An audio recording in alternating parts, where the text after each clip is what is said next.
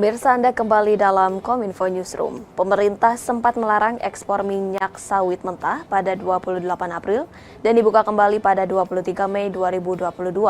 Kondisi tersebut tentu menyebabkan penerimaan devisa Indonesia berkurang sebesar 2,2 miliar dolar Amerika Serikat serta estimasi pengurangan bea keluar sebesar 900 miliar rupiah.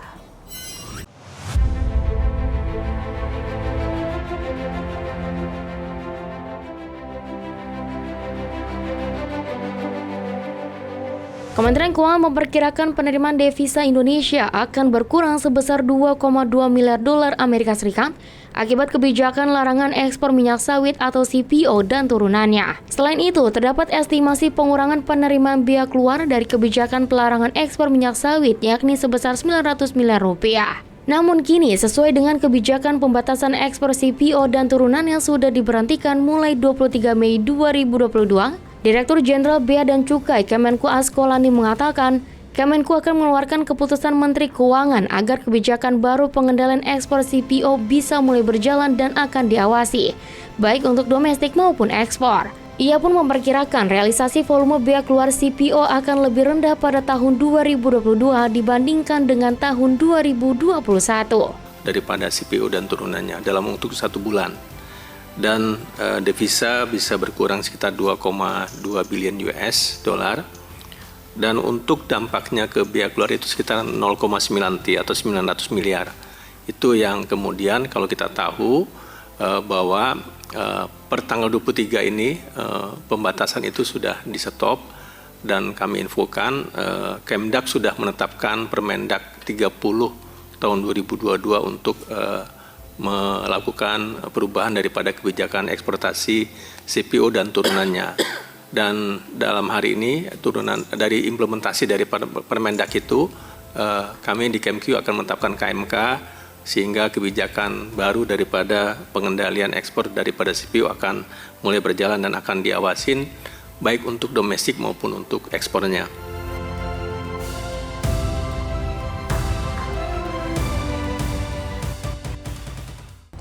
Pemerintah melalui Kementerian Keuangan mengajak wajib pajak untuk segera mengikuti program pengungkapan sukarela yang dimulai 1 Januari hingga 30 Juni 2022. Hal ini sebagai upaya agar wajib pajak tidak mengalami kendala dalam gangguan sistem akibat terlalu banyak wajib pajak yang mengakses sistem pada waktu yang bersamaan.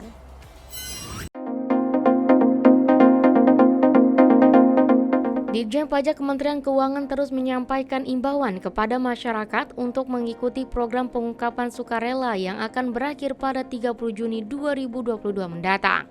Tercatat hingga Senin 23 Mei 2022 pada pukul 8 waktu Indonesia Barat, sebanyak 48.002 wajib pajak yang telah mengikuti program PPS, di mana nilai harta bersih yang terkumpul selama pelaksanaan PPS tersebut mencapai 94,5 triliun rupiah. Dengan surat keterangan yang diperoleh di Ditjen Pajak selama 143 hari sebanyak 55.694 dengan jumlah pajak penghasilan PPH senilai 9,54 triliun rupiah. Sebelum program PPS berakhir, Ditjen Pajak Suryo Utomo terus menekankan terkait surat imbauan berdasarkan data dan informasi yang selama ini telah dikumpulkan oleh Ditjen Pajak. Salah satunya yakni data rekening keuangan wajib pajak untuk segera membenarkan pelaporan hartanya. Pengingat di beberapa kesempatan di media yang dilakukan tidak hanya oleh kantor pusat tapi termasuk pun juga dilakukan oleh kantor-kantor kami di vertikal di seluruh Indonesia. Jadi mengingatkan kembali bahwa PPS sebentar lagi akan selesai di bulan Juni 2022. Kemudian selain sosialisasi kampanye dan beberapa pengingat, kami pun juga terus menyampaikan himbauan surat yang kami kirimkan berdasarkan data dan informasi yang selama ini kami kumpulkan. Kami mendapatkan data informasi diantaranya data rekening keuangan wajib pajak, kemudian data aset yang dimiliki oleh wajib pajak itu yang kami jadikan dasar untuk mengingatkan para masyarakat wajib pajak apabila ada harta yang di SPT tahun 2020 dan juga SPT tahun 2015 plus pengungkapan TA pada waktu itu masih ada yang belum dilaporkan. Nah, beranjak dari situlah kami terus berkomunikasi di seluruh lini. Dalam forum Indonesia Pavilion Indonesia Economic Outlook 2022 and the G20 Presidency, Menteri Investasi Republik Indonesia Bahlil Lahadalia mengatakan, pemerintah Indonesia akan mengenakan pajak ekspor yang lebih tinggi bila dipaksa untuk melakukan ekspor bahan baku oleh global.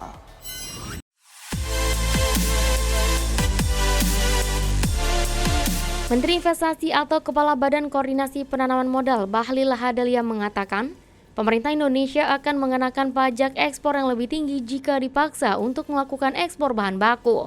Sebagaimana diketahui, Indonesia tidak akan mengekspor bahan baku khususnya komoditas mineral. Namun, jika harus dilakukan, bahan baku komoditas tersebut harus sudah dikelola minimal 60 hingga 70%. Dipaksa untuk bahan baku kami dikirim, maka kami akan mengenakan pajak ekspor yang lebih. Karena kami ingin harus ada kolaborasi yang baik. Menteri Bahlil mencontohkan VIWI dan BASF, di mana kedua perusahaan tersebut berencana akan membangun hingga prekursor saja. Menurutnya, kedua perusahaan tersebut akan dikenakan pajak ekspor yang lebih tinggi karena prekursor merupakan hasil olahan nikel. Palingan dia akan kenakan pajak ekspor yang jauh lebih kecil ketimbang dia harus mengekspor dari bahan baku HPAL. Di lain sisi, Bahlil menegaskan Indonesia tak hanya terbuka bagi perusahaan-perusahaan seperti LG, CATL, VIWI, BASF, dan Foxconn, melainkan juga terbuka dengan negara lain yang ingin ambil bagian di Indonesia. Bahkan Indonesia telah menyiapkan 2 kawasan terbaik untuk para investor. 2 kawasan tersebut adalah Batang, Jawa Tengah, dan Kalimantan Utara. Indonesia terbuka untuk semua negara. Indonesia tidak pernah memperlakukan khusus kepada satu negara. Karena regulasi kami memang membuka pada semuanya.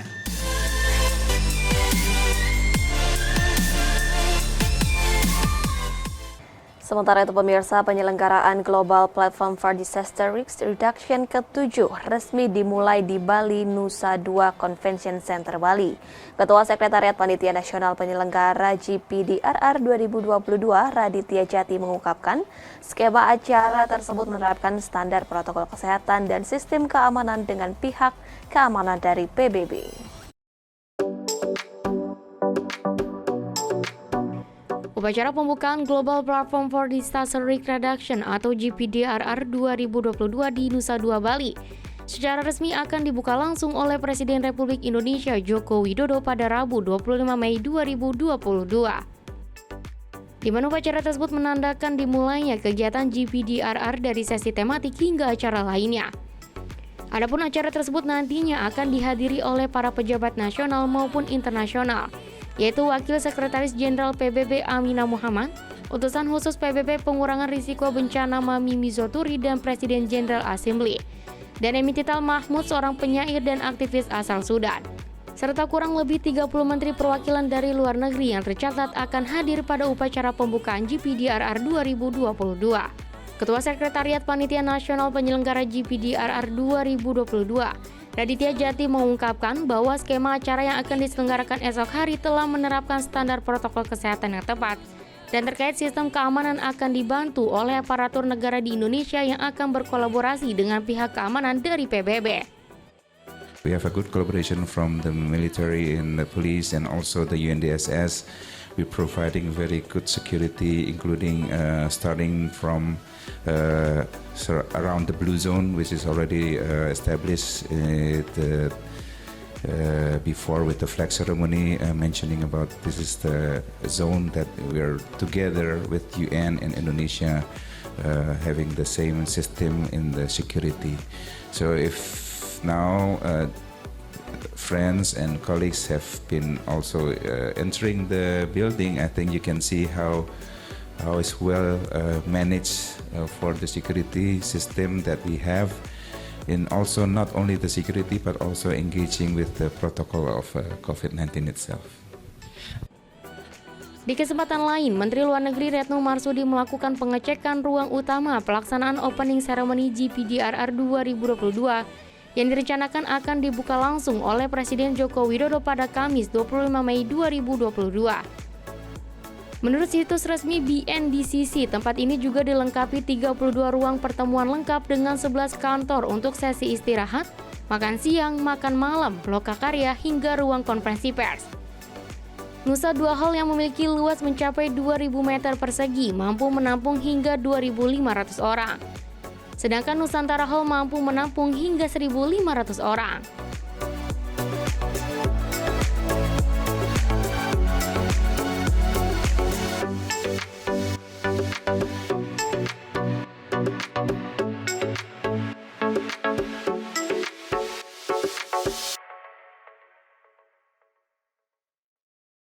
Center GPDRR 2022 sesaat lagi.